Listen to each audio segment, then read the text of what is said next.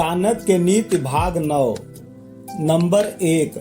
मनुष्य के व्यवहार से उसके कुल का ज्ञान होता है। मनुष्य की बोलचाल से इस बात का पता चलता है कि वह कहाँ का रहने वाला है। वह जिस प्रकार का मान सम्मान किसी को देता है उससे उसका प्रेम प्रकट होता है और उसके शरीर को देखकर उसके भोजन की मात्रा का अनुमान लगाया जा सकता है। अर्थ, मनुष्य जिस प्रकार का व्यवहार करता है उससे उसके कुल का ज्ञान भली प्रकार हो जाता है। इसी प्रकार मनुष्य की भाषा और बोलचाल से उसके देश प्रदेश अथवा रहने के स्थान का पता चलता है। मनुष्य जिस प्रकार का किसी के प्रति आदर प्रकट करता है उससे यह स्पष्ट हो जाता है कि उसका स्वभाव कैसा है। इसी प्रकार उसके शरीर की बनावट देखकर उसके खाने की मात्रा का अनुमान होता है। बनावट और उसका व्यवहार किसी भी मनुष्य के मन की स्थिति को पूरी तरह से बता देता है, लेकिन इसके लिए अनुभव अपेक्षित है। नंबर 2।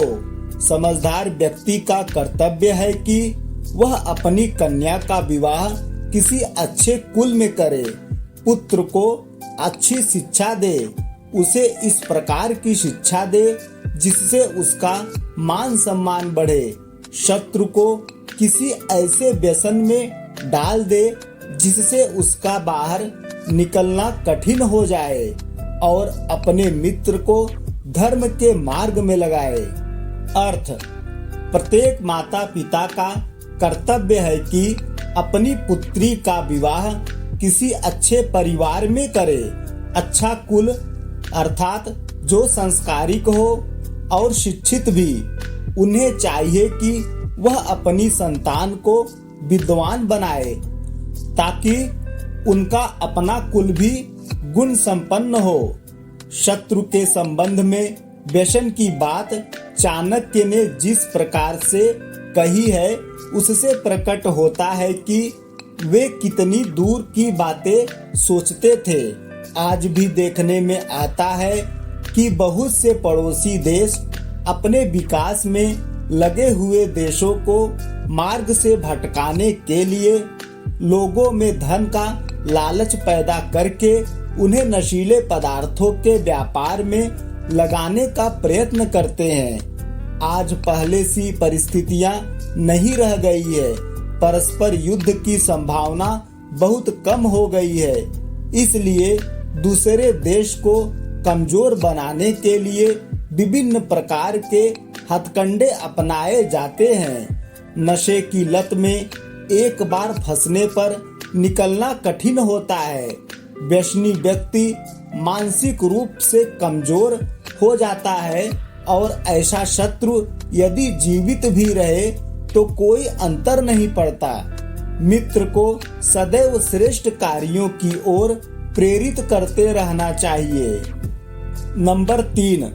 उद्योग अर्थात पुरुषार्थ करने वाला व्यक्ति दरिद्र नहीं हो सकता। प्रभु का नाम जपते रहने से मनुष्य पाप में लिप्त नहीं होता। मौन रहने पर लड़ाई झगड़े नहीं होते तथा जो व्यक्ति जागता रहता है अर्थात सतर्क रहता है उसे किसी प्रकार का भय नहीं रहता।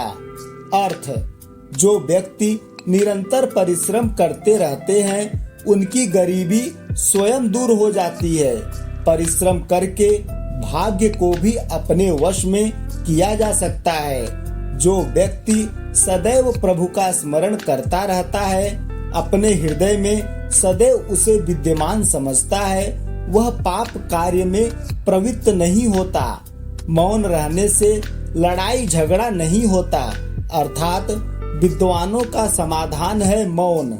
यह बात जीवन के सभी पक्षों पर लागू होती है।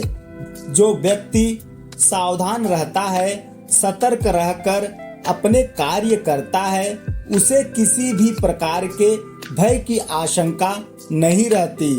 जिस व्यक्ति को आलस्य असावधानी और गलत फहमी में रहने की आदत है, उसे हर स्थान पर हानि उठानी पड़ती है। उसका न तो आज है न कल। नंबर 4, अत्यंत रूपवती होने के कारण ही सीता का अपहरण हुआ। अधिक अभिमान होने के कारण रावण मारा गया। अत्यधिक दान देने के कारण राजा बलि को कष्ट उठाना पड़ा। इसलिए किसी भी कार्य में अति नहीं करनी चाहिए।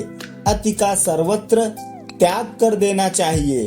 अर्थ: चाणक्य ने यहाँ इतिहास प्रसिद्ध उदाहरण देकर यह समझाने का प्रयत्न किया है कि प्रत्येक कार्य की एक सीमा होती है।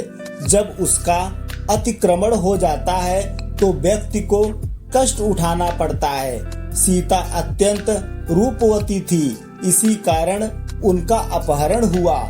इसी प्रकार रावण यद्यपि अत्यंत बलवान और समृद्ध राजा था, परंतु अभिमान की सभी सीमाएं लांघ गया।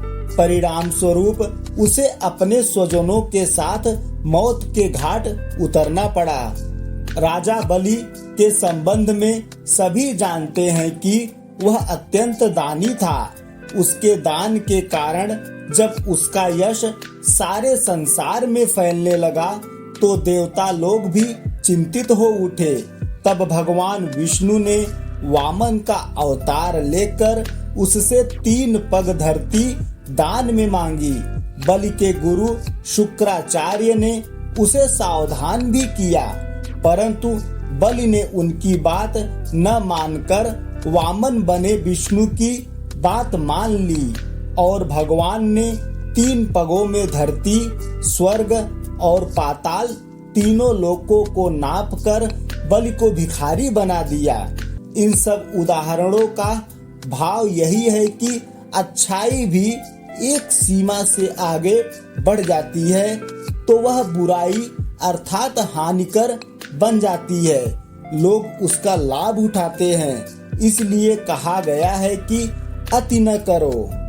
नंबर 5, समर्थ अथवा शक्तिशाली लोगों के लिए कोई भी कार्य कठिन नहीं होता। व्यापारियों के लिए भी कोई स्थान दूर नहीं। पढ़े लिखे विद्वान व्यक्तियों के लिए कोई भी स्थान विदेश नहीं। इसी प्रकार जो मधुर भाषी हैं उनके लिए कोई पराया नहीं। अर्थ: जो लोग शक्तिशाली हैं अर्थात जिनमें सामर्थ्य है, उनके लिए कोई भी काम पूरा कर लेना कठिन नहीं होता। वे प्रत्येक कार्य को सरलता पूर्वक कर लेते हैं। व्यापारी अपने व्यापार की वृद्धि के लिए दूर दूर के देशों में जाते हैं, उनके लिए भी कोई स्थान दूर नहीं। विद्वान व्यक्ति के लिए भी कोई परदेश नहीं। वह जहाँ भी जाएगा विद्वता के कारण वहीं सम्मानित होगा। इसी प्रकार मधुर भाषण करने वाला व्यक्ति पराये लोगों को भी अपना बना लेता है। उसके लिए पराया कोई भी नहीं होता, सब उसके अपने हो जाते हैं। धन्यवाद। फिर मिलेंगे ऐसे ही जानकारी के साथ अगले भाग में। जय श्री कृष्ण।